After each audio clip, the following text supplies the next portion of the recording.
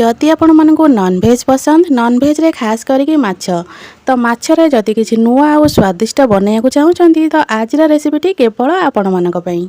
आज आम बनैबा बिहारी स्टाइल माछ तरकारी। नमस्कार, मु रश्मि यूट्यूब रे आपण मानकु स्वागत। तो चलंतु एबे बनैबा बिहारी स्टाइल माछ तरकारी। माछ तरकारी बनैबा मुझे हाफ केजी भाया माछ नहीं। माछर क्वांटिटी आपण माने आपण मानक हिसाब रे कम अधिक करि परिबे। माछ को मुझे भल से धुआ धुई कर देइछि। मुझे हाफ केजी रोही माछ नहीं। आपण माने किछि माछरे भी ए रेसिपीटा को बनै परिबे। तो एबे माछरे आमे लूण हळदी देके ताको भल से मैरिनेट कर दबा।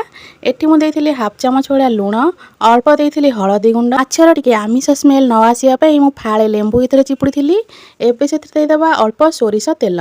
एतरे अल्प सोरिष तेल देके हाथ रे माछ के आम भलसे गोलई दबा। जदि आपण मानकु आजिर एही रेसिपीटी भल लगे वीडियोटा को लाइक करिवे, शेयर करिवे। चैनल जदि नुआ थिबे चैनल को सब्सक्राइब निश्चय करदेबी। गोलई सारा परे ताको 10 मिनिट पे छाड़ी देबे रेस्ट रे। 10 मिनिट परे पैन गोटे बसैबे। पैन अल्प तेल देबे। तेलटा पूरा भल से गरम हो गला परे एबे आमे माछ को भाजीबा। କିଛି भी आमिष जिनस बनैला बेले सब बेले सोरिष तेल रे बनैबे, बहुत ही बढ़िया लागि थाए।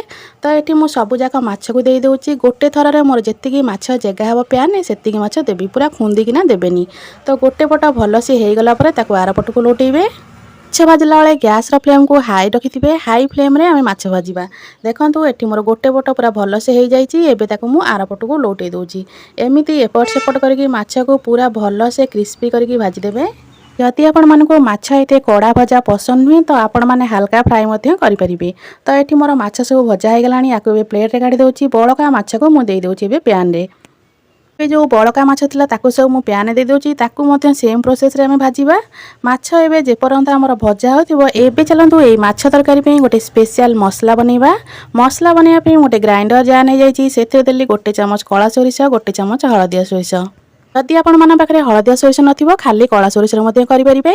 एबे सेते दबा अल्प धनिया, 7 रु 8टा भलिया गोलमरिच, 3टा देथिली सुखले लंगा। राग आपण माने आपण मानक हिसाब रखिबे। एबे सेते गोटे चमच जीरा देके ना पानी न देके आगो प्रथमे भल से टिके गुंड कर दबा। एबे देखंतु एटा केते भल से गुंड होयछि। जेतेबेले आपण माने सोरिष मसला बनौथिबे ना प्रथमे सुखिला रे गुंड करिवे, तापरे पानी दे गुंड करिवे। एबे सेते दबा 2टा पियाज, गोटे रसुण को छड़ेकी देइथिली। एबे सेते खंडे अदा देइथिली। एबे ताको आमे भल से पेस्ट बनै दबा। बिहारी स्टाइल माछ तरकारी रे पियाज अदा तो पड़ेनी, मु आको एक्स्ट्रा ऐड करथिली। आपण माने चाहिले आको स्किप मध्य करि परिबे। एबे देखंतु मसलाटा हमर केते चिकन हेगिना पूरा हे जाईछि।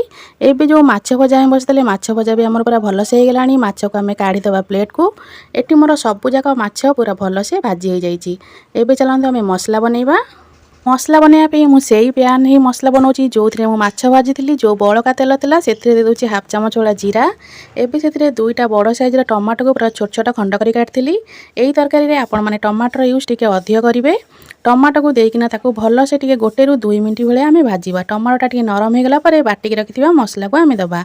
एठी मु बाटिक रखिथिबा मसला को दे दोची। एबे हमर जार रे जो मसला लगे ताको धोईकिना एठी आमे दे दबा। एबे ताको आमे भल से टिके गोळई दबा। मसला को गोळई सला परे ताको टोटल ऊपर 10 मिनिट भलिया आमे कसिबा। बहु जण भाबंती सोरिष मसला को कसिले पिता लागिवो, टोटल भी पिता लागिवनी। आपण माने एई प्रोसेस रे थरे बनै के देखंतु सोरिष मसला टोटल भी पिता लागिवनी। एबे सेते दउची स्वाद अनुसार लूण, हळदी गुंड हाफ चामच। जेहेतु आमे लंका आगुरु बाटी थिले टिके कलर पे मु एटी 1 चामच वाला काश्मीरी रेड चिली देथिली। सब मसला को भल से गोळई देबे। मसला को एबे आमे घोड़ई घोड़ई पूरा 10 मिनिट पे कसिबा। मसलाटा जेते भल से कसी हबो ना ता कंचा स्मेलटा पळेबो तो तरकारीटा बहुत ही बढ़िया लगी थाए। एबे ताको मु घोड़ई दोची। मझिरे मझिरे आमे ताको चेक करथिबा नहले मसला हमर तळु लागि जिवो। घोड़ई घोड़ई एमिति ताको आमे कसिबा। मझिरे मझिरे टिके आको काढी किना घोड़णी आको टिके गोळई दोथिबे। तापरे पुणी ताको घोड़ई किना आउ थरे कसेबे। तो ये देखो मु थे एक घोड़नी काढ़ी तेल सब आमर ऊपर को आसलानी। तो मसलाटा ये आम भल से कसीगलानी। एबे ताको गोलैकिना आउ मु 2 ରୁ 3 मिनिट छाड़देवी टिके भल से आउ कसीवाई। एठी मु कहि रखुची जदि आपण मानकु आजिर एही रेसिपीटी भल लागिवो वीडियोटा को लाइक करिवे, शेयर करिवे। चैनल जदि नुआ थिबे प्लीज चैनल टाको सब्सक्राइब निश्चय करदेबे। तो एठी मोर मसला को मु आउ थरे पुणी घोड़ई दोची 1 ରୁ 2 मिनिट पैंगी। एठी देखंतु 1 ରୁ 2 मिनिट परे घोड़णी काढला परे मसला रो सब तेल तो अलगा हो जाईची। मसला एठी बहुत सुंदर बास्ना मध्य होची। तो आको एबे भल से टिके गोळई दबा। गोळई साला परे एठी आमे पानी दबा। आपण माने एमिति तरकारी बनेला बेले सब बेले टिके हल्का उषुम पानी दउथिबे।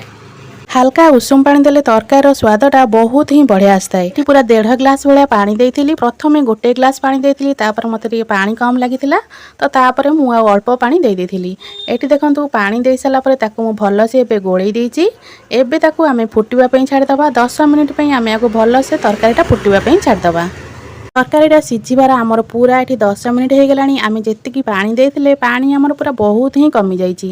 ଏବେ ତାକୁ ସବୁକୁ ଭଲସେ ଟିକେ ଗୋଳେଇ ଦେବା। ଭାଜିକି ରଖିଥିବା ମାଛକୁ ଏଠି ଆମେ ଆଡ଼୍ କରିବା। ଏଠି ଦେଖନ୍ତୁ ପାଣି ଆମର କେତେ କମ୍ ହେଇଯାଇଛି। ଏବେ ମୁଁ ଯେଉଁ ମାଛ ଭାଜିକି ରଖିଥିଲି ମାଛକୁ ଏଠି ମୁଁ ଆଡ଼୍ କରିଦେଉଛି।